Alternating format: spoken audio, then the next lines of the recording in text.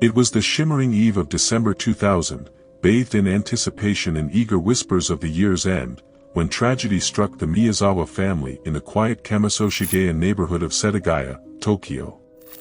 It was a day that would forever be etched in the memories of those who crossed paths with the gruesome scene that awaited them. A shadowy figure, an unknown assailant, broke into their home, forever changing the lives of those involved. In the stillness of the night, the intruder unleashed a wave of violence upon the unsuspecting family, snuffing out their lives in a merciless act. The crime scene became a haunting maze of clues, leaving the police puzzled and determined to bring the perpetrator to justice. It was a crime that sent shockwaves through the community, leaving everyone on edge. The investigation that followed was immense, with Japanese authorities leaving no stone unturned in their pursuit of the truth. The Miyazawa family's tragic fate struck a chord with the nation, as they watched the investigation unfold, hoping for a breakthrough that would bring closure to the case. At 10:40 a.m. on December 31, 2000, Haruko, the mother of Yasuko Miyazawa, arrived at the family's home, unaware of the horrifying sight that awaited her.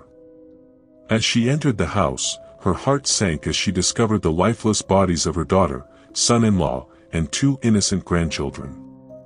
The peaceful abode had been transformed into a house of unspeakable horror.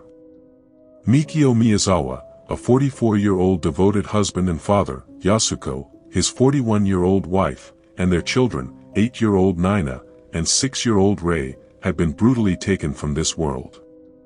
The walls bore witness to a crime that defied comprehension. Mikio, Yasuko, and Niina had been mercilessly stabbed to death, while young Rei had fallen victim to the killer's hands, robbed of his life through asphyxiation. As the Tokyo Metropolitan Police Department arrived at the crime scene, the magnitude of the tragedy began to unravel. Their investigation revealed that the Miyazawa family met their untimely demise on the night of December 30th to 31st, between 11:30 p.m. and 12:05 a.m. It was during this time that the malevolent intruder infiltrated their peaceful dwelling, leaving behind a trail of unimaginable sorrow. Chilling details emerged as the investigation progressed. The killer had gained entry through an open window in the second-floor bathroom, cleverly concealed by the proximity of Setagaya Park. Scaling a tree, the assailant deftly removed the window screen, paving the way for a nightmarish intrusion. Silently, the perpetrator made their way to Rei's room on the second floor, where the young boy lay peacefully sleeping. With bare hands, the life was snuffed out of him, his innocent soul stolen by asphyxiation.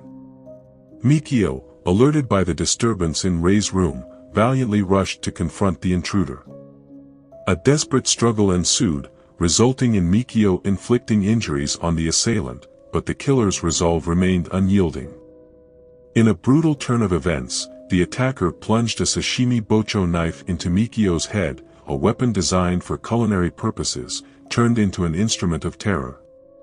The blade broke off inside the grievously wounded father, leaving behind a grim reminder of the violence that had unfolded. Not content with the carnage left in their wake, the perpetrator then turned their attention to Yasuko and Niina, wielding a broken knife with savage intent, until seizing a santoka knife from within the household to complete their gruesome mission. The perpetrator remained inside the house for 2 to 10 hours. During this time, they utilized the family computer, consuming 4 bottles of barley tea, 1 melon, and 4 ice creams from the refrigerator. They also used the toilet without flushing, leaving their feces behind. The perpetrator tended to their injuries using first aid kits and other sanitary products, and even took a nap on a sofa located on the second floor of the living room. The drawers and papers were thoroughly searched, with some of them being thrown into the bath and toilet. Although some money was taken, a larger amount was left behind. Surprisingly, the killer left behind 10 items on the family sofa, including a knife, scarf, hip bag, sweater, jacket, hat, gloves, shoes, and 2 handkerchiefs.